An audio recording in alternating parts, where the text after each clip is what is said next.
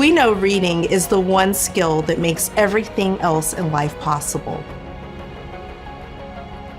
It lights a fire that can't be extinguished. Reading has the remarkable ability to transport you to places that you imagine and dream about.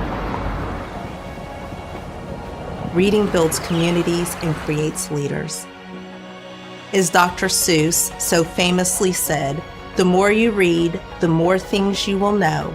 The more that you learn, the more places you will go.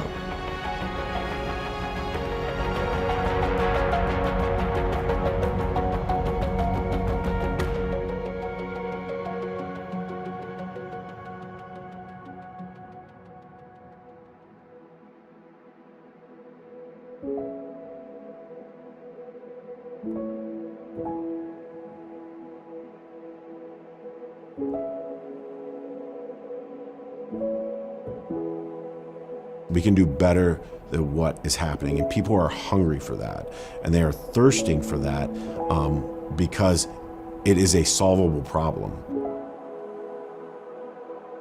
As being an advocate within Charlotte-Mecklenburg Schools for early literacy, some of the information and the data that moves me the most is just related, really unfortunately, to the pandemic still.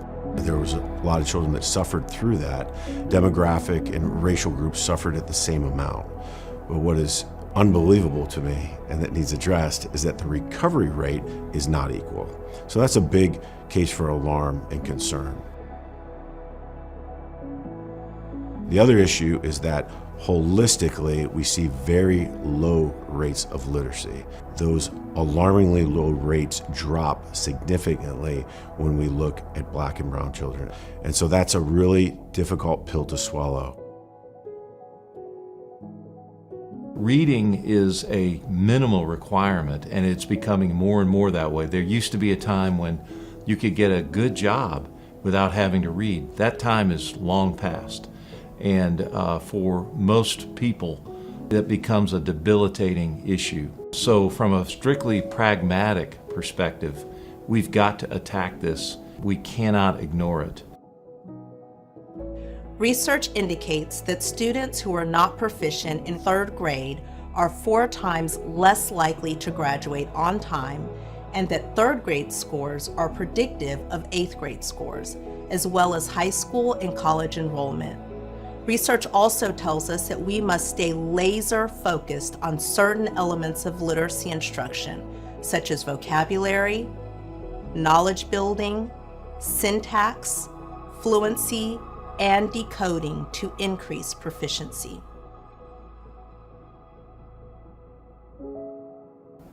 Reading connects to the future of children in a lot of different ways. I witnessed firsthand the importance of reading. And one of my children, my son, we discovered that he was 3 grades behind when he was going into 4th grade due to vision-related challenges that were undiagnosed. Fortunately, we had the resources to get him the help he needed, but during that period, we were really lost in terms of how to help him. He was frustrated, angry, had feelings of, why am I so stupid? We even had professionals that thought that his IQ wasn't really where it needed to be. Well, that child graduated valedictorian of his college class and is now in medical school. And so I see firsthand the impact that reading has on somebody's life. We run into this every day in ALP, and that is, hey, I just learned how to read. I don't really remember knowing how to read. Well, the fact is, it doesn't come naturally for anyone. It is not like language, it has to be learned, but we may not remember how that happened. That's important for the community to grasp. If that has not occurred by a certain age, then we have to be really intentional and really direct in intervening in that effort to bring that up. It's not going to come through experience alone. There is extra work that has to be done to make that recovery happen. The Augustine Literacy Project's mission of training tutors to improve the reading, writing, and spelling skills of young, aspiring readers in under-resourced communities is near and dear to the hearts of Charlotte-Mecklenburg schools. At Charlotte-Mecklenburg Schools, we strive to create an innovative, inclusive, student-centered environment that supports the development of independent learners. Excellence without exception is our mantra. We are committed to ensuring that our students have the literacy skills they need to succeed. That is why our Board of Education has established ambitious literacy goals for students in grades kindergarten through 8th grade.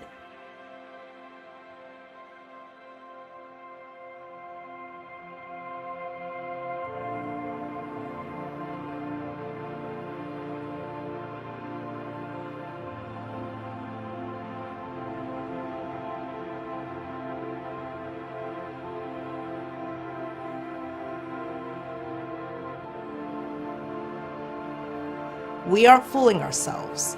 We know these are big goals that will require Herculean efforts to attain.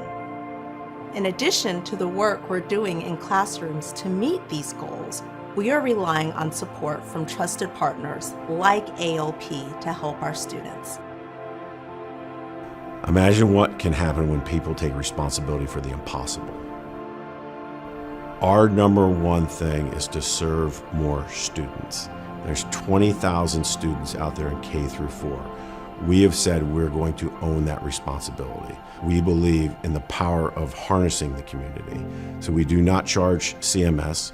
We run through volunteer tutors because we feel like there's a community in Charlotte that wants to give, that is not satisfied with the status quo, but we want to give them a way to participate in that. One thing I say is know exactly who are you helping, and you know exactly how you're helping. And so there is a system that's been developed and worked on since 2005 that gets results. We're going to show you how to deliver that system, but also within that, we believe in relationships. And so I'm fond of saying our medium for relationship is the curriculum and the training of literacy, but our currency is hope. There's nothing more powerful, whether it be virtual or in person, than a child 2 hours a week looking an adult in the eye, and that adult is hanging on their every word. And so it's not just the hope that is created during that session, that hope continues on with them into the classroom. And it is one more person in their life that cares about them, that is there for them, that is present for them, and that cannot be overlooked.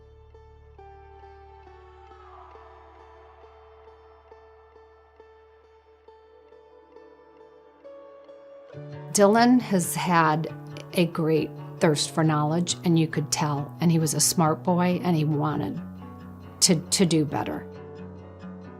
I could tell he was wondering why we were doing this, and I told him that they saw that he was very smart and that they knew he could be a really great reader. And that was all I had to say, and this kid just ran with it. And that was kind of a goal then for him. And it worked on Zoom. It was hard to go to Zoom, put all the numbers and codes, but kind of it was worth it because I could meet her and read with her.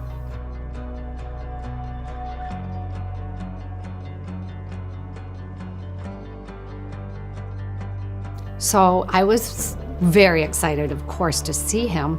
And I have to say, I wondered if I was going to recognize him. So, it'd been a whole summer, and these kids grow, and you've seen them on a square. So when it was going to be my first time getting him, he came to the door. We both looked at each other and got teary-eyed and hugged. It was so natural and so sweet. When I met her in real life, I was super happy and shy. When I started with Dylan, he was first grade basic. Scope and sequence, we started from the very beginning and worked our way all the way through. And it was amazing to see the growth over time. I'd get him back after summer, and we'd pick back up, and you kind of had to go back, but he would plow right back through, and by third grade, he was doing so well. And I knew at the end I was probably not going to have him again, and that's a good thing. He was reading at grade level, and it was a sense of accomplishment for both of us, I think. When I told him at the end of the third grade that I was no longer going to be tutoring him, he said, "Oh no, I'll have my mom sign the form for us." He wanted to continue. So that's a good sign. That says ALP is doing a lot right. When I was second, I would never read. Like, I didn't like to read. I only liked to do math. But when Miss Katie came, she showed me a lot about books, and I liked it. Every day when I went to her, we read or learned some words. My reading is good because Miss Katie showed me everything about reading, every word. Yeah, she was my old best friend. She'll always learn me things, know things, have fun. I'm super proud of Dylan. He wanted to learn, and so he was an easy child in that respect. And I'm just proud that he's continued to read and continued to be such a nice boy. And when I went and subbed in his classroom this year, which was totally random that I got his classroom out of all the classrooms at this school, and I got to see him interact with the kids in his class, and I could tell they respect him too. And I think he gained a lot of confidence that wasn't there in the beginning, and I think a lot of it had to do with his ability to read.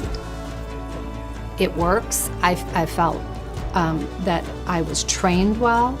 The fact that they were able to go remote so quickly, and then for me to come in person, to have that flexibility for me was amazing.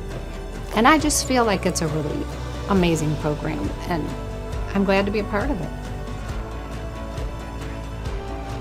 We believe that students matter most in our community, and that they each deserve the best education possible to fulfill their highest potentials.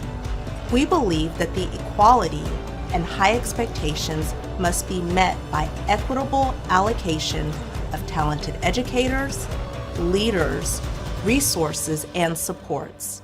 Equity and equality are not synonymous. Equity means giving more to those who have less, more time for learning, more access, more supports. At the same time, we must provide access to excellent educational opportunities to every child. That is our promise to our students, our parents, and our partners, and our community. We started with a great base, and that great base was efficacy. We know that we're valued in the community. We know that we get results. Our tutors are fantastic, and we also have the data to support that from UNCC. And so you walk in and you say, okay, well, that's the solution. Like there's a program, it works, so let's do more of it. The reality is that it's much more complicated than that. And that's what we've been really looking at and evaluating a solution for over this last year plus. We have to be intentional about solving it on a large scale. And we can't just increment through it. We can't just add, hey, how can we add 20 more? How can we add 40 more? We actually have to create something that says, how are we going to be able to handle thousands? We got to ask that question. So as we look at that, we immediately saw some obstacles. There was obstacles geographically. We primarily pull tutors from Southeast Charlotte. There's some variation in that, but that is predominantly where they come from, and they're willing to travel about 20 minutes to get to a school. So then we see from the map of Charlotte that we are hitting those areas very solidly, but how do we get to these other areas? As we talked to the community, we saw other barriers. There was barriers in training, and so the commitment that we're asking, we had to evaluate, not so that we water it down, but how we could deliver it in a digestible manner to working people in particular, while still maintaining that efficacy. There's the issue of capacity. The reality is that you can't just walk into a school anytime you want and begin tutoring. In most elementary schools in Charlotte, there's probably 2 blocks of time that you can. So now that's restrictive to the tutor, but then also to the student access as we go through. So if we roll all that stuff together, what we quickly realized and understood was we needed to come up with a diverse system that was dynamic and adaptable, designed to the schools themselves, and then conjoined with the community that wanted to serve, but we were impeding that service. And so that's why we're rolling out our virtual platform, but that's also why we've rolled out our enhancements, improvements, and innovation in our in-person tutoring as well as we go through. So as we look at this situation, we're piloting programs that can be scalable, that can be saturating the schools, and what we're looking to provide is a template to the community, meaning CMS, meaning corporate partners, meaning fundraisers, meaning individual donors, to say, what does it take to take a school that is not at grade level and to assist the faculty and administration to bring them up to the level they need to be brought up to, so that the systems that are in place will work much more efficiently and effectively. So we are not here to take over the schools. We are here to be a resource in the community to uplift those children to the teachers' training, to the curriculum that's in place, so that the mechanism can work for the community.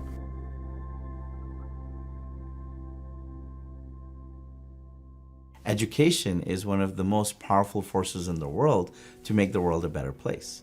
It creates opportunity at every level. Pencil Spaces is partnering with ALP to create a very seamless learning journey for students. The foundational principle for the Pencil Spaces platform is interaction, right? How can two people who are miles apart, right, have the best possible interaction, where it's not just about hearing and seeing each other, but it's about feeling like I'm shoulder to shoulder with you. Because if I feel like I'm shoulder to shoulder with you, then I'll start focusing less on, if you will, your facial expressions and your voice, and more on the matter that is at hand. The best technology is technology that is invisible, that solves my problem, solves my needs, and frees up cognitive capacity for me to focus even more on the problem that I'm solving. You know, I want the technology to disappear and the hero here, the student, to really shine because of the great experience that they can have. Thanks to the help from ALP tutors, our students are getting additional supports to help them unleash the wonder and power that only reading can provide. We are grateful for the work ALP does to provide reading tutors to hundreds of students enrolled in 21 of our Title I schools. It's a mutual benefit. It's a benefit for the individuals, it's a benefit for businesses, and it's a benefit for our entire society as keeping people on the right track. It's 2 days a week, 45 minutes or an hour. It's not a lot of your time. Really, in the scheme of things, when you look at what you're doing in a week, it's minimal. And yet, the impact is huge. I can't say enough great things about it. I feel like I've been really well prepared to do what I'm supposed to do. I feel like once somebody tries tutoring through ALP, they're hooked.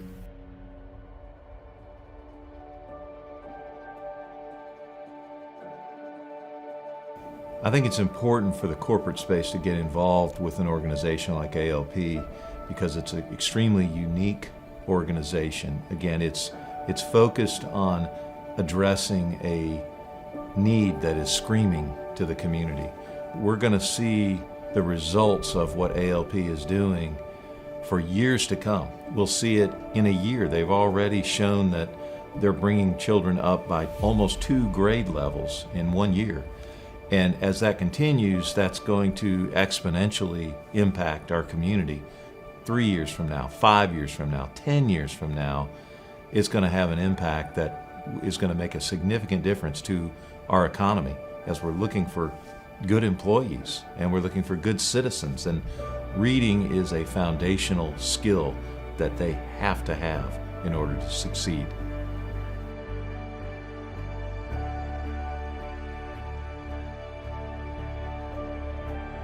We're responsive to the community because we feel like that's the best way to do it, because we are not here to solve the problem 100% by ourselves. We are really here to equip the people that are out in the relationships, whether it be a teacher, whether it be a volunteer, whether it be a business, and to say, we want to do something about this. How does ALP align as the toolkit to deliver that service? So that can be money, that can be resources, that can be time, but we are able to capture all of those things in the programs that we are delivering, and we are intensely interested in getting with you and understanding what that partnership might look like.